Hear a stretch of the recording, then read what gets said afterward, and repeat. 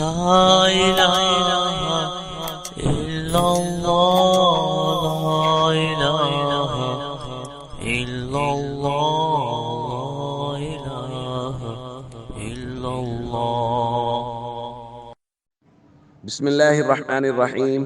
عن أسامة رضي الله تعالى عنه قال قال رسول الله صلى الله تعالى عليه وسلم: قمت على باب الجنة فكان عامة من دخلها المساكين.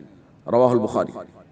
نبی کریم صلی اللہ علیہ وسلم نے ارشاد فرمایا، میں جنت کے دروازے پر کھڑا ہوا تو وہاں اکثر داخل ہونے والے محتاج اور کمزور لوگ تھے۔ پھر فرمایا وَأَصْحَابُ الْجَدِّ مَحْبُوسُونَ، اور جو مالدار لوگ ہیں ان کو روک دیا گیا تھا کہ ان کے مال کا حساب و کتاب ابھی باقی ہے۔ دوستو، حدیث کے اس حصہ میں دو طبقوں کو کچھ اشارات دیے گئے ہیں۔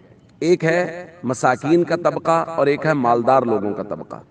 جو مساکین کا طبقہ ہے اس کے لیے تو بہت بڑی تسلی ہے کہ دنیا میں وقت جیسے کیسے بھی مشکل سے گزر رہا ہے، گزارا مشکل سے ہو رہا ہے، اللہ کی رضا پہ راضی رہیں۔ اللہ نے ہمیں جس حال میں رکھا ہے، مالی اعتبار سے اللہ نے جو ہمیں دیا ہے اس پر خوش رہیں کہ اللہ کے نبی صلی اللہ علیہ وسلم فرما رہے ہیں سب سے پہلے بھی جنت میں مساکین داخل ہوں گے اور سب سے زیادہ جنت میں داخل ہونے والی تعداد بھی مساکین کی ہی ہوگی۔ اور دوسرا اشارہ ہے مالدار لوگوں کو، اصحاب الجد۔ فرمایا گیا ان کو روکا جائے گا ان کے مال کے حساب و کتاب کے لیے، تو اس لیے مالدار لوگ وہ مال کی پوری دیکھ ریکھ کریں کہ مال حلال طریقے سے آئے اور حلال جگہوں پر خرچ ہو۔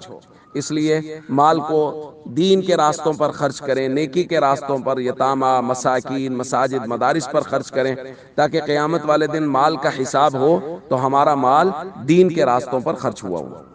السلام علیکم ورحمۃ اللہ وبرکاتہ۔